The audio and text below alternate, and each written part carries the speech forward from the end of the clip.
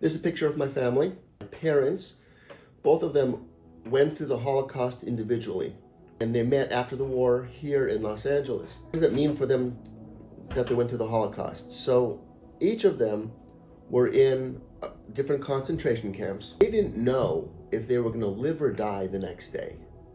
So can you imagine if you didn't know your life would be over the next moment, in the next hour, or the next day? There's a whole lot of anxiety, and you really can't plan for anything other than day to day.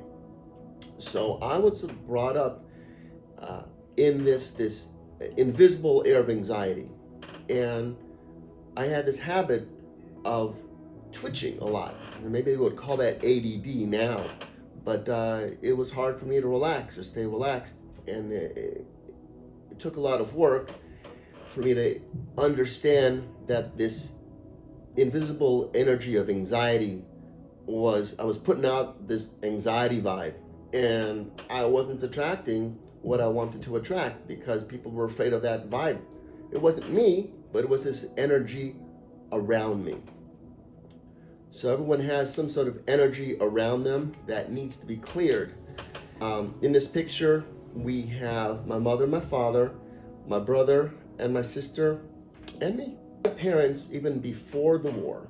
Now, my parents really they never experienced teenage years as we did. Because my parents, whenever they were 12, 13, 14, were already in concentration camps, dealing with their survival. So anything that we would deal with our teenage years, they never had that.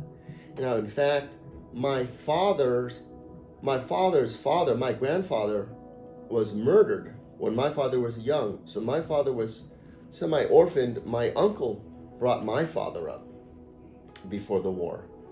So imagine that my father had no understanding how to be nurtured because his father figure, which was my grandfather, was murdered. And then my mother, she was brought up in a family, and my mother's father, he was a rabbi. And so my mother's family was an intact unit. And now this is a picture of my father at his wedding. And it looks sort of gangster. I think it's a very cool picture. And there's my father in the middle, and my two uncles on the side.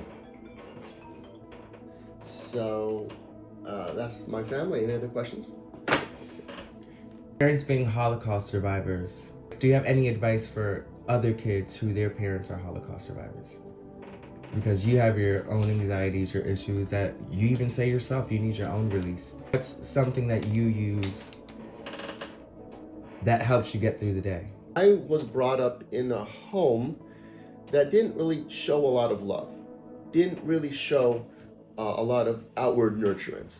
Now, I was never homeless. There was always food on the table, but I never had that I love you. I never had all those hugs. In fact, my father was able to really express that near the end of his life, because my father went through so much, and as a result of that, it was really about surviving for him, even though he didn't know it.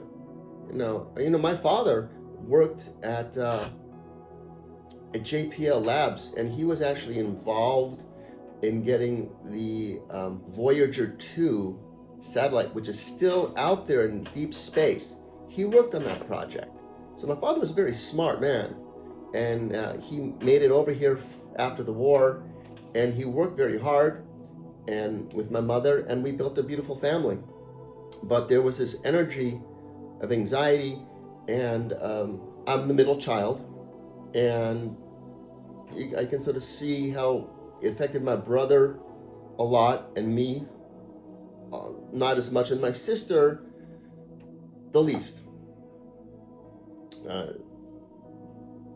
How do you knowing that, how do you get through that? And because you seem like a successful, stable, great man, you could have went a different path. So knowing that, what was the thing that helped you?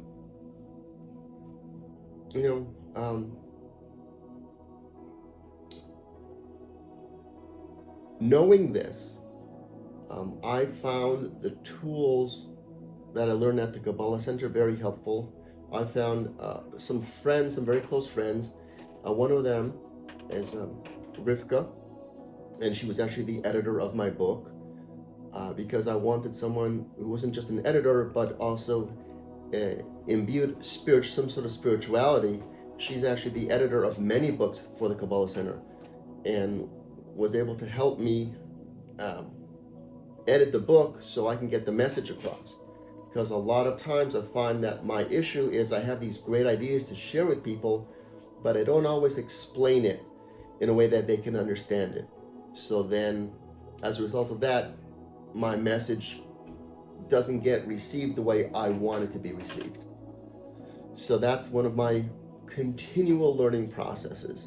And I have some good friends in my life, the videographer included, that is telling me, no, do it this way. And I listen more often than not. And that really helps me with success, having some good friends that will tell you the truth in a nice way so you can hear it.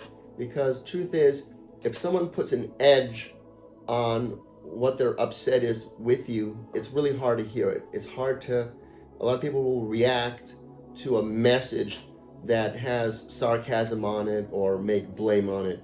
But if you really hear that there's love in a message that they want to impart to you, then your body can take it and it can help you change and transform. If you have gone through your own trials, your own tribulations, your own traumas, through parents went through a divorce, one parent cheated on the other parent, or one parent died suddenly, find yourself a support system or pick up a copy of my book, and it should help you. Thank you. And to all of you out there, my Jewish friends and others, Shabbat Shalom.